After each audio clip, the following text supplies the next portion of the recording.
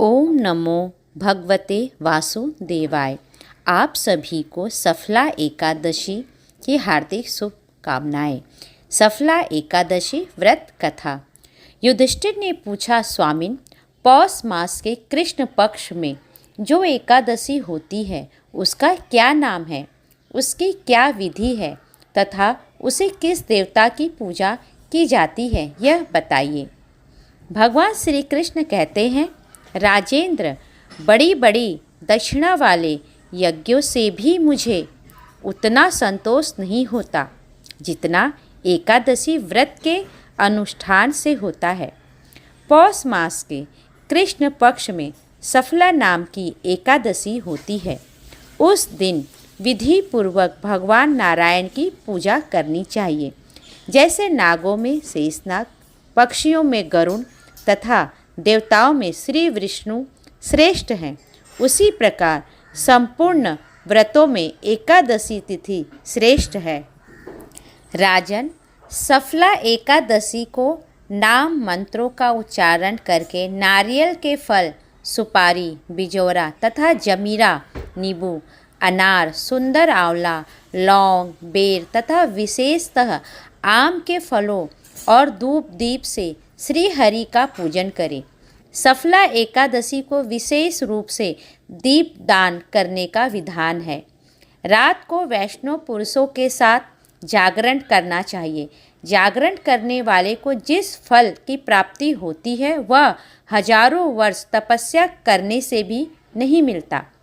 नृप श्रेष्ठ, अब सफला एकादशी की शुभ कारिणी कथा सुनो।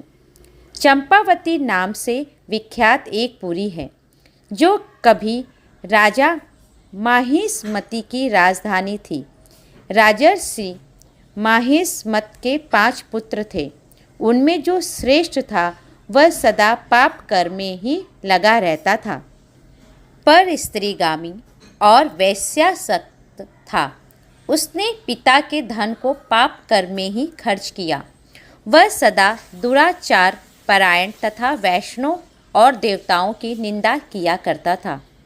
अपने पुत्र को ऐसा पापाचारी देखकर राजा माहिष्मत ने राजकुमारों को में उसका नाम लुम्भक रख दिया।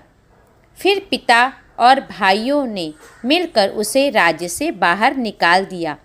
लुम्भक गहन वन में चला गया। यहीं रहकर उसने प्राय समूचे नगर का धन लूट लिया। एक दिन जब वह रात में चोरी करने के लिए नगर में आया तो सिपाहियों ने उसे पकड़ लिया, किंतु जब उसने अपने को राजा माहिष्मत का पुत्र बतलाया तो सिपाहियों ने उसे छोड़ दिया। फिर वह वन में लौट आया और मांस तथा वृक्षों के फल खाकर जीवन निर्वाह करने लगा। उस दुष्ट का विश्राम स्थान पीपल वृक्ष बहुत वर्षों पुराना था। उस वन में वह वृक्ष एक महान देवता माना जाता था। पाप बुद्धि लुम्भक वही निवास करता था। एक दिन किसी संचित पुण्य के प्रभाव से उसके द्वारा एकादशी के व्रत का पालन हो गया। पौष मास में कृष्ण पक्ष की 10वीं के दिन पापिष्ठ लुम्भक ने वृक्षों के फल खाए और वस्त्रहीन होने के कारण रात भर जाड़े का कष्ट भोगा। उस दिन न तो उसे नींद आई और न ही आराम मिला। वह निष्प्राण सा हो रहा था। सूर्योदय होने पर भी उसको होश नहीं आया। सफला एकादशी के दिन भी लुम्भक बेहोश पड़ा रहा। दोपहर होने पर उसे चेतना प्राप्त हुई। फिर इधर उधर दृष्टि डालकर वह आसन से उठा और लंगड़े की भांति लड़खड़ाता हुआ वन के भीतर गया। वह भूख से दुर्लभ और पीड़ित हो रहा था। राजा लुम्भक बहुत से फल लेकर जब तक विश्राम स्थल पर लौटा तब तक सूर्यदेव अस्त हो गए। तब उसने उस पीपल वृक्ष की जड़ में बहुत से फल निवेदन करते हुए कहा, इन फलों से लक्ष्मीपति भगवान विष्णु संतुष्ट हो। यूँ कहकर लुम्भक ने रात भर नींद नहीं ली। इस प्रकार अनायास ही उसने इस व्रत का पालन कर लिया। उस समय सहसा आकाशवाणी हुई, राजकुमार, तुम सफला एकादशी के प्रसाद से राज्य और पुत्र प्राप्त करोगे।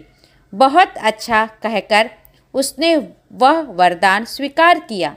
इसके बाद उसका रूप दिव्य हो गया। तब से उसकी उत्तम बुद्धि भगवान विष्णु के भजन में लग गई। दिव्य आभूषणों से सुशोभित होकर उसने निष्कंटक राज्य प्राप्त किया और 15 वर्षों तक वह उसका संचालन करता रहा। उसको मनोज्ञ नामक पुत्र उत्पन्न हुआ। जब वह बड़ा हुआ तब लुम्भक ने तुरंत ही राज्य की ममता छोड़कर उसने पुत्र को सौंप दिया और वह स्वयं भगवान श्री कृष्ण के समीप चला गया, जहाँ जाकर मनुष्य कभी शोक में नहीं पड़ता। राजन, इस प्रकार जो सफला एकादशी का उत्तम व्रत करता है वह इस लोक में सुख भोग कर मरने के पश्चात मोक्ष को प्राप्त होता है। संसार में वे मनुष्य धन्य है जो सफला एकादशी के व्रत में लगे रहते हैं। उन्हीं का जन्म सफल है। महाराज, इसकी महिमा को पढ़ने, सुनने तथा उसके अनुसार आचरण करने से मनुष्य राजसूय यज्ञ का फल प्राप्त करता है। हरे कृष्ण कृष्ण कृष्ण हरे हरे, हरे राम राम राम हरे हरे, राधे राधे, हरि बोल।